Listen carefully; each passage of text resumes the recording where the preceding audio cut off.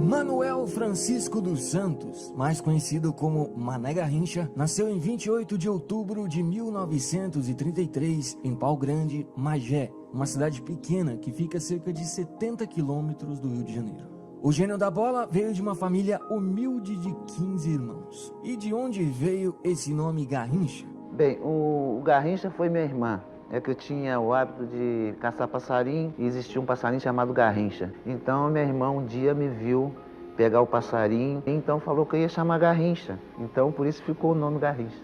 Sempre jogando bola com seus amigos e nos times locais, assim ele foi crescendo e se desenvolvendo. Um fato que não podemos esquecer de falar é que seu pai era alcoólatra. Então, Garrincha também desenvolveu o gosto por bebidas alcoólicas desde pequeno. Inclusive, na mamadeira, o pai dele colocava um pouco de bebida alcoólica justamente para o menino se acostumar a beber. Isso, obviamente, era uma grande ignorância na época que trouxe muitos e muitos problemas a Garrincha no futuro. Em 1950, Garrincha, que estava com apenas 16 anos, ouviu pelo rádio a decepção na final contra o Uruguai, que deixou o Maracanã calado. Nesse período, o ainda jovem Garrincha fez testes em muitos times, mas como ele tinha os joelhos tortos, todos pensavam que ele não conseguiria ser um bom jogador. Um detalhe importante é que realmente ele tinha esse problema. Suas pernas eram tortas devido aos joelhos. Um era torto para fora e o outro para dentro. Mas em 1953 ele foi fazer um teste no Botafogo. A princípio, todos pensavam que Garrincha era apenas mais um, ainda mais quando viram seus joelhos tortos. Mas quando o jovem pegou na bola, já impressionou de cara. Ele jogou muita bola e na época o Botafogo não deixou mais escapar ao jovem. Eu nunca notei nada em minha perna torta. Depois que eu vim no Botafogo, o pessoal falou que eu tinha perna torta. Eu acho que ajudou bastante sim, porque enquanto os gringos olhavam para minha perna torta, dizendo que cara não joga nada e tal, eu ia pegando a bola, ia passando por eles, ia fazendo meus gols, dando as bolas para fazer gol. Enfim, cheguei onde eu sou, com essa perna torta assim mesmo. Assim, ele já foi contratado para jogar no profissional do clube carioca. Em 1953, seu primeiro ano como profissional, apesar de já ter chegado jogando muita bola, o Botafogo não conseguiu títulos. Em 1954, ele não foi convocado para a Copa. No mesmo ano, conseguiu conquistar o torneio quadrangular internacional com o Botafogo. Em 1955, foi convocado pela primeira vez à seleção brasileira, mas no Botafogo passou o ano sem títulos, assim como também em 1956. Em 57 continuou jogando muita bola e Garrincha finalmente conseguiu conquistar um grande campeonato. Conquistou o Campeonato Carioca, sendo eleito o melhor jogador. Aí está uma das grandes figuras do jogo, Garrincha, numa jogada pessoal, marcando o 5º gol do Botafogo.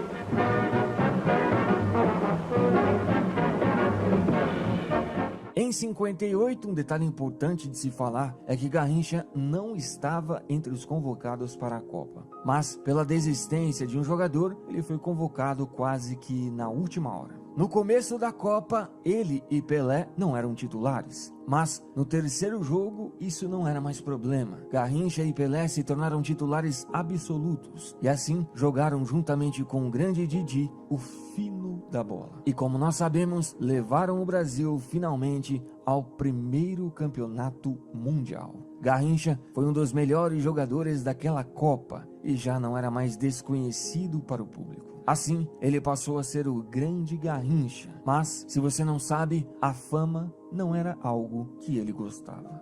Senti famoso em 58, quando cheguei aqui. Depois fui para minha terra, Pau Grande. Senti que estava famoso porque, conversando com os amigos, um deles falava. E minha casa vivia muito cheia de gente. Eu saía também para fazer compra e viajava sempre de trem e sentia talvez assim, vinha cansado dos treinos e achava que o pessoal ali já não estava assim perturbando um pouco. Então eu me sentia um pouco cansativo da vida de ídolo. Mas você sabe que nós não podemos fazer nada, temos que aguentar isso tudo porque o povo quer e para eles é bom, mas para nós não somos porque é meio cansativo, sabe?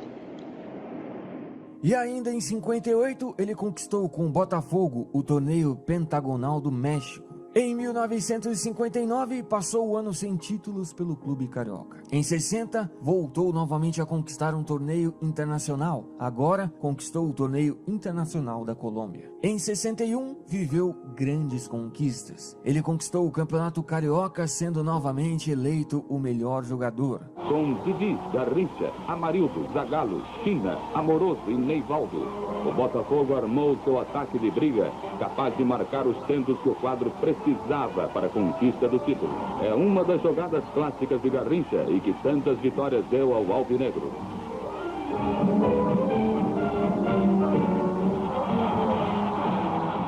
Conquistou também a Taça dos Campeões Estaduais Rio-São Paulo e o Torneio Internacional da Costa Rica. Ou seja, ele estava voando cada vez mais em campo. Assim, chegamos em 1962, o ano que Garrincha viveu seu auge no futebol. Nesse ano, pelo Botafogo, novamente conquistou o Campeonato Carioca, sendo eleito o melhor jogador. O Maracanã em tarde festiva. São milhares e milhares de torcedores acorrendo ao gigantesco estádio para assistir ao encontro decisivo do torneio carioca de futebol, que daria ao Botafogo o título de bicampeão da cidade. Este é o quadro alvinegro, onde figuram alguns campeões do mundo. Agora, a equipe do Flamengo. Aos rubro-negros bastava o empate para a conquista do título. Mas eis que Garrincha decide fazer sua jogada. Ele conhece bem o caminho do gol.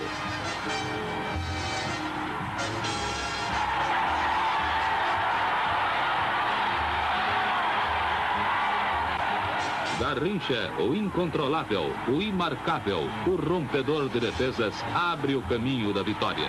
1-0 para o Botafogo em apenas 10 minutos de jogo. Mas havia Garrincha em dia de gala.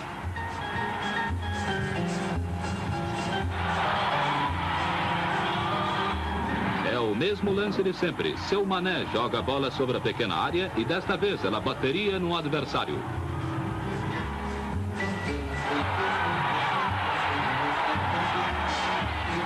Mas na hora decisiva, o Botafogo sabe fazer gols. 3-0, estava garantido o bicampeonato. O Botafogo, time de craques, jogando um futebol da melhor qualidade, soube derrotar o Flamengo num encontro de gigantes, conquistando o bicampeonato carioca.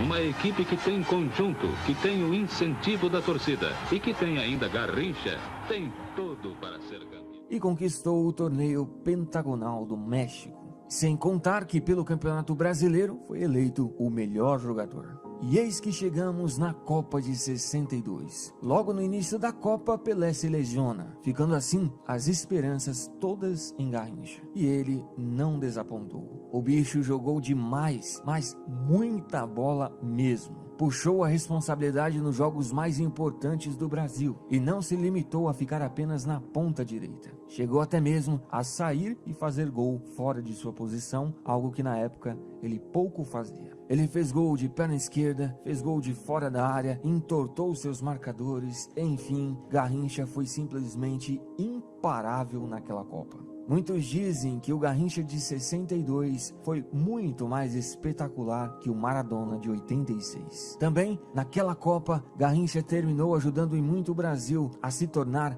bicampeão mundial. Garrincha terminou o campeonato em vice na artilharia e foi eleito o melhor jogador disparado daquele mundial.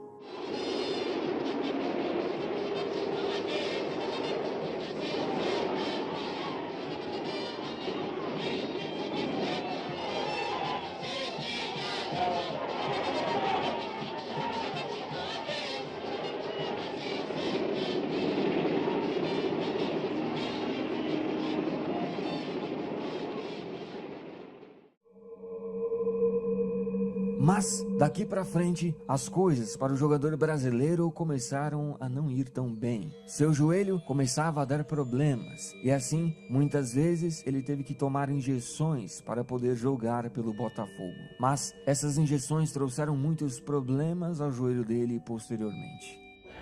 por tomar injeção no joelho, esperando, por exemplo, que aquilo não fosse nada, aquilo fosse uma coisa passageira. Então eu fui para a Europa e tive lá 6 jogos e tomei 6 injeções no joelho, porque o Botafogo naquela época pedia 15 mil dólares. Eu, como sempre bom, como sempre pessoa humana, eu chegava e pensava que era tudo, aquilo não passava de 4, 5 dias, estaria bom. Mas eu me prejudiquei bastante. Eu voltei pro Brasil, voltei bem mal mesmo. Em 63, o time passou o ano sem títulos. Em 64, conquistou o torneio Rio-São Paulo e alguns outros torneios locais. Mas, a essa altura, Garrincha jogava pouco pelo Botafogo, muito por causa de seu joelho que estava cada vez pior. Em 65, o Corinthians demonstrou interesse no jogador. E em setembro de 65, ele fez sua última partida pelo Botafogo. Aí então houve uma bola para Garrincha e seu Mané correu célere na direção do gol.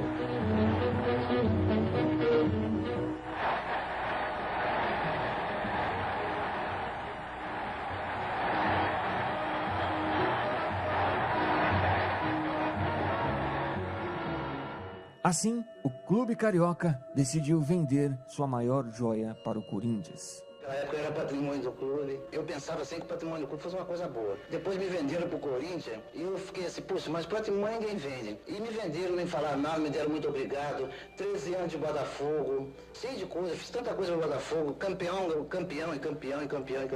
E o patrimônio depois foi vendido. Eu fiquei muito triste, porque eu não tive nem um pouquinho de consideração naquela época pelos diretores. Mas tudo bem, tudo certo, eu tô feliz. Pelo Botafogo, Garrincha jogou 614 partidas, fez 245 gols e conquistou nada menos, nada mais que 18 títulos. E é considerado o maior jogador da história do clube. Assim, voltando para o Corinthians, o clube paulista acreditou que poderia tratar de Garrincha e assim ajudá-lo a voltar pelo menos 50% do que ele era no Botafogo. Uma curiosidade importante de se falar é que nessa época o Corinthians passou a ser chamado de Timão, justamente por causa de Garrincha e outros grandes jogadores que tinha no elenco. E é por isso que o time até hoje é conhecido como Timão.